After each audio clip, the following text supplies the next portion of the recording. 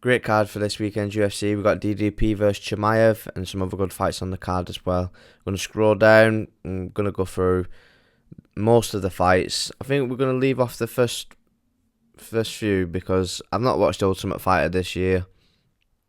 I don't know, is anyone even still watching it? So I don't really know anything about these guys. And then we'll just skip the girl fight as well. That's a late replacement. Korean Silva should win, shouldn't she? But not going to look into that one too much.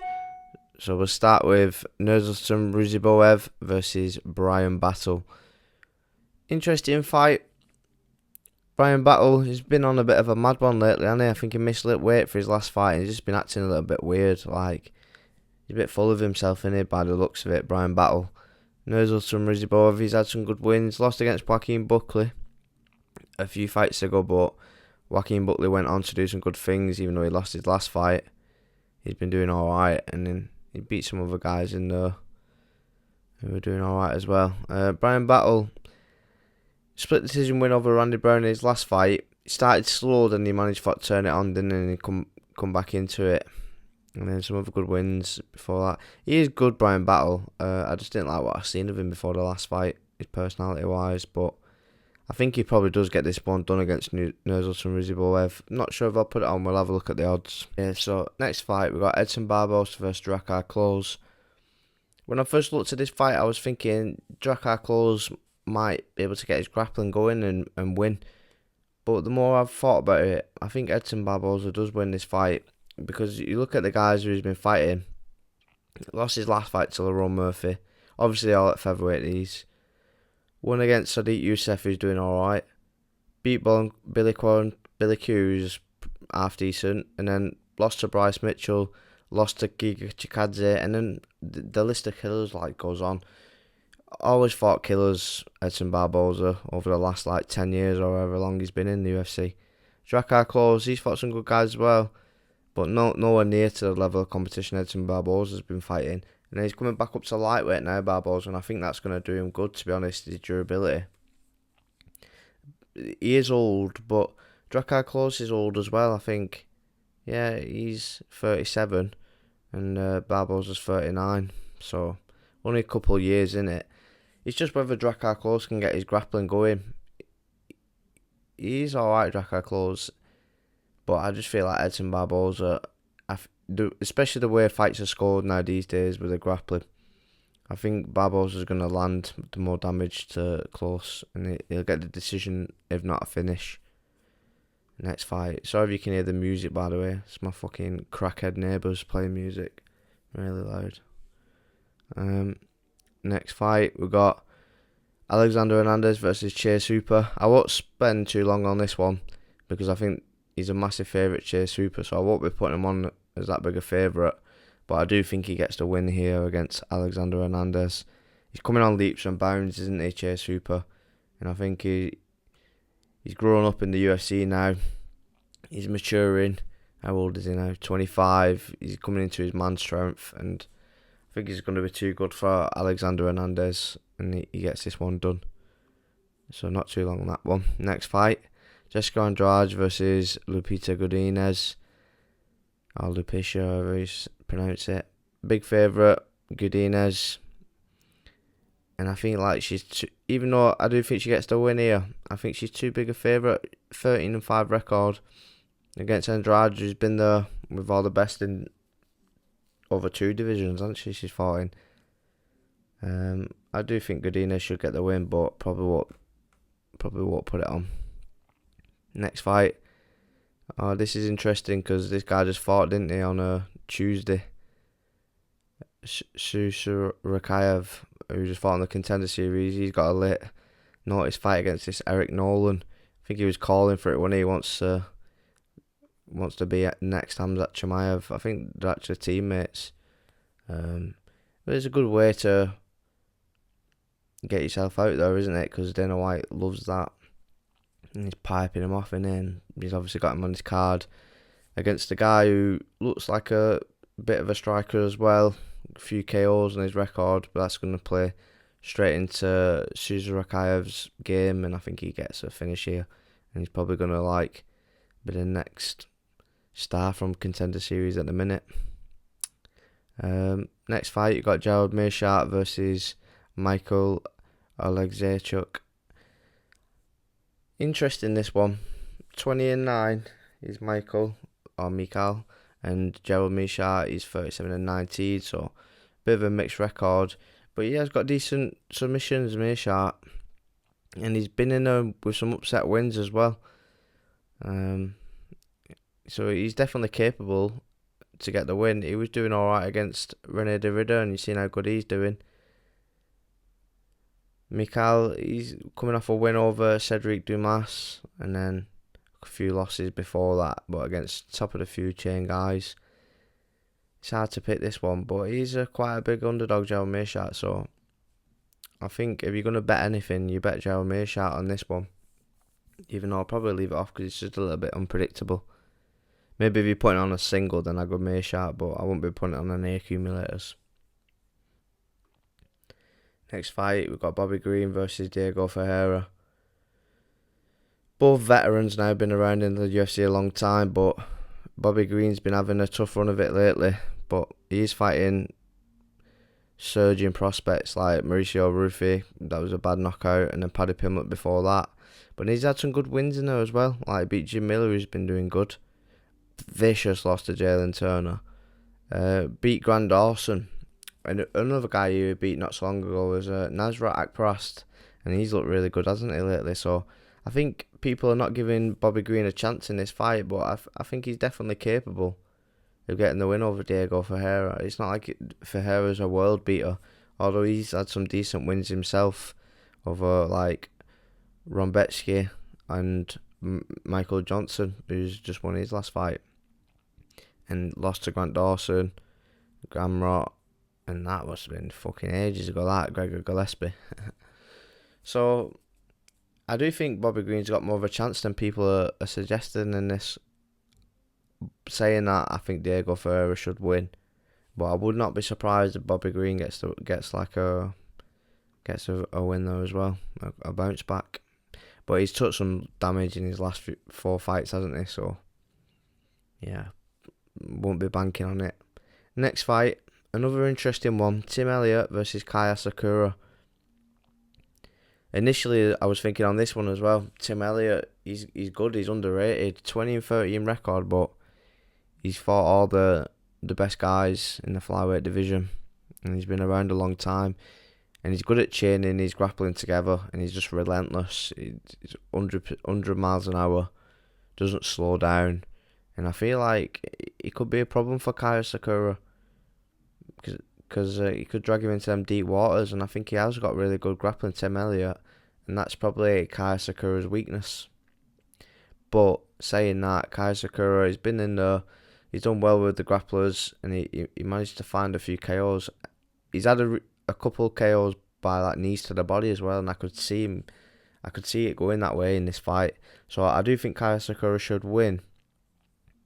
But I wouldn't be surprised if Tim Elliott drags him into the deep waters and potentially could steal a submission, a decision, or a sub.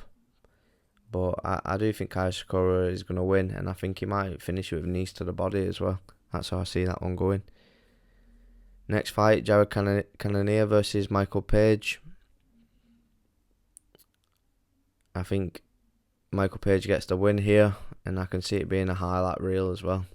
Jared Cannonier is tough, took a bit of damage in his last win over Robocop, Gregory Rodriguez. A couple of losses before that against Baralio and then Imavov as well. Been around, fought the best of the best, Jared Cannonier. I just don't think he's going to fight smart enough to beat Michael Page. I think Page is going to pick him off from the outside. Cannonier might get desperate, try to come in and close the distance, and I feel like MVP is going to hit him with something flashy, and it's going to be another highlight reel for MVP, doing what he does. Next fight, you've got Jeff Neal versus Carlos Prates. This is an interesting one, because I think like Carlos Prates, he's really good at striking, but he's tough Jeff Neal, and he's got power as well to get the knockouts. And he's tough to put away. I think he's only been finished once, potentially, and that was by Kevin Holland earlier in his career. Coming off a win over Dos Anjos, lost split decision to Ian Gary, and Shavkat lost by submission before that. Win over Vicente Luque and the split decision over Santiago Ponzinibbio. And you could look at that fight and feel like maybe that's how this fight's going to play out. And Ponzinibbio's good. He's a bit older now, though. Carlos Prates fights a bit like a young Ponzinibbio, doesn't he? Probably just a little bit sharper. Like slow pace, not as fast pace. But then he's got the power when he lands. Prates coming off that loss over Ian Gary in his last fight. Although everyone was questioning how his cardio was going to be in that fight, being a smoker in that 5 rounds. And he started actually coming back later on in the fight and doing well. Had Gary in some precarious positions, so I do think Carlos Prates is probably going to get this one done. He's on the come up, isn't he? Jeff Neal, even though he looks a lot older, he's only like 34 himself. But yeah, I feel like Carlos Prates, there's more to his story coming yet, isn't there? And I think he gets this one done. Next fight, you got Lerone Murphy versus Aaron Pico. Now, a lot of people picking Aaron Pico on this one. Not so many picking Lerone Murphy of what I've seen.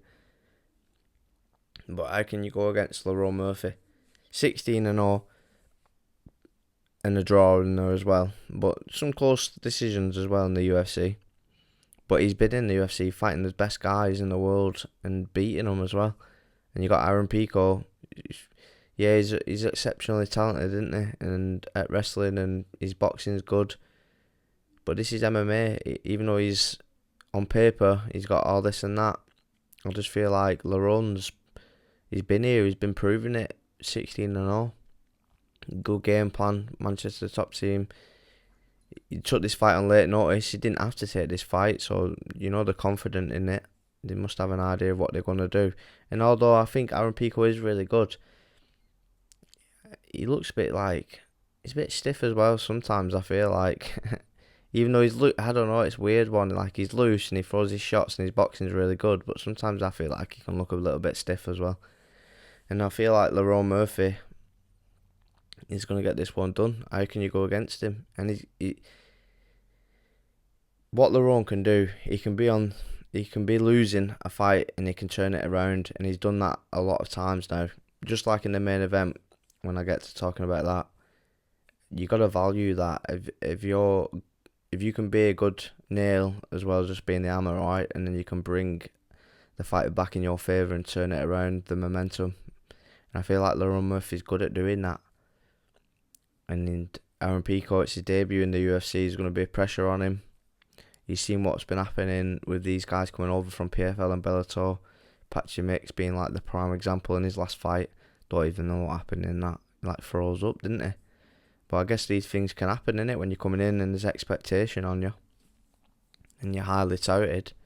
Even though I think on paper Aaron Pico, he is really good. No denying that. I just feel like Lerone Murphy can probably get this one done. So I'll leave it on that and stop rambling. Next fight, you got DDP versus Khamzat Chimaev. Everyone knows what's going to happen here, doesn't it? It's the same thing. It's like, can Dricus weather the early storm, what Chimaev's going to bring to him? And even if he does weather that early storm, can he find the finish later on in the fight himself? I feel like I'm going to go with Dricus on this one, but I would not be surprised if Khamzat just comes in and ragdolls it, because he's definitely going to take him down. Khamzat Chimaev definitely wins the first round. I don't think there's any two ways about that. But then after the first round, he starts slowing down Khamzat. And that Usman fight and the Burns fight, I know he's training with this guy in California now, this strength and conditioning guy, but I don't think it's all strength and conditioning. It's about like efficiency in it and managing your energy systems. And Chimaev's just going to do what he knows, and that's fight at 100 miles an hour. I feel like that's what he's always done, and I can't see him changing that now.